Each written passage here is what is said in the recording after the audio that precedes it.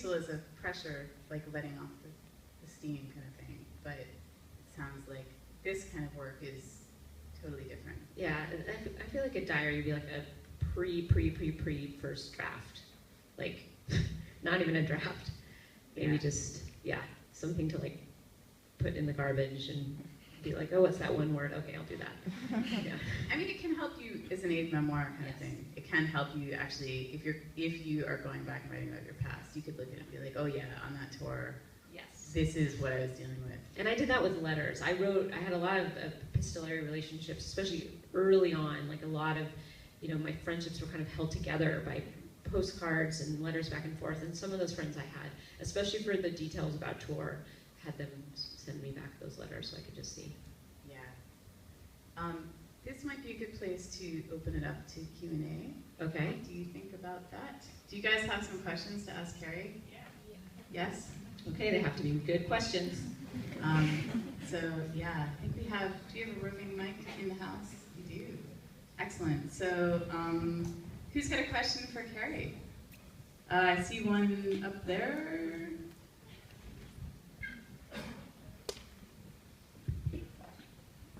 Hello. Got me? Yes. Hi. Good. Hello. You talked about performance, obviously. Hello. You performed on camera a lot.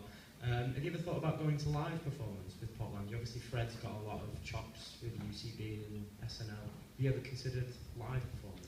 We did a live tour a couple years ago, and it was fun but weird.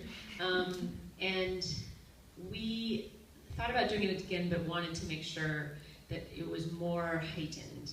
We felt like there was a kind of a casualness to the first time out, and it was kind of, because both of us love performing live, we wanted to go out and be around fans and to kind of bring the sensibility of Portlandia into other cities and kind of engage with the specificity of different regions, and it was really fun.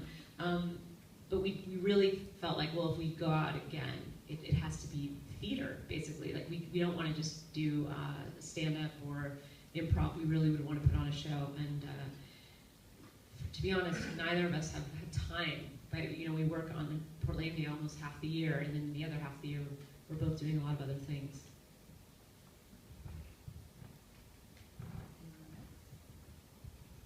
There's somebody right down on the front row there. Oh, yeah, we've got two of them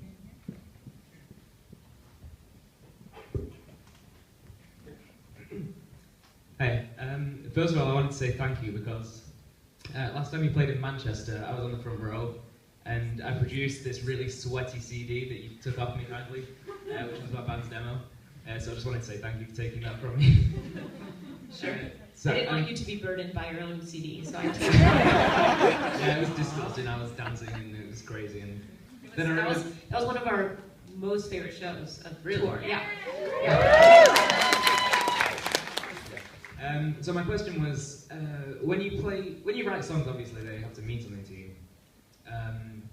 For example, something like One More Hour, which was about you and Corin breaking up.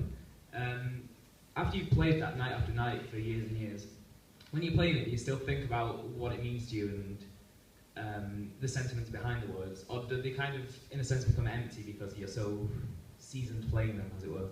We don't play any songs that feel empty to us. We make a different set list every night. So if there's any songs that any of us feel a growing sense of ambivalence about, and that comes and goes, but if in the moment we think, we're tired of playing this song for a multitude of reasons, we won't play it.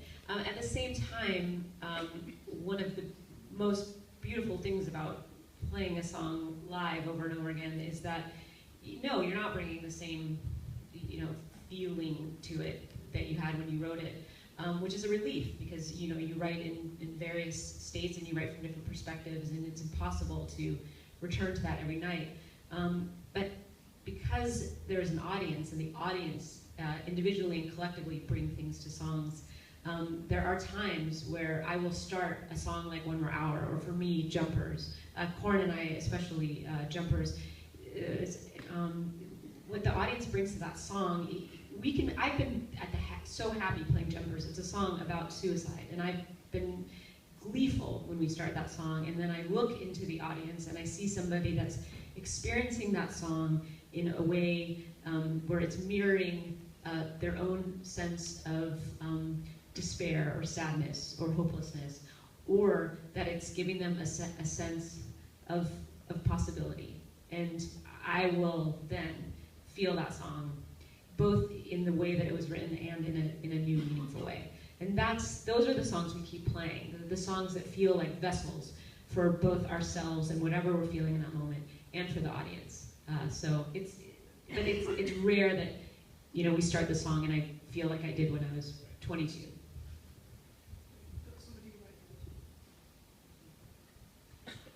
First of all, I love what you wrote about me.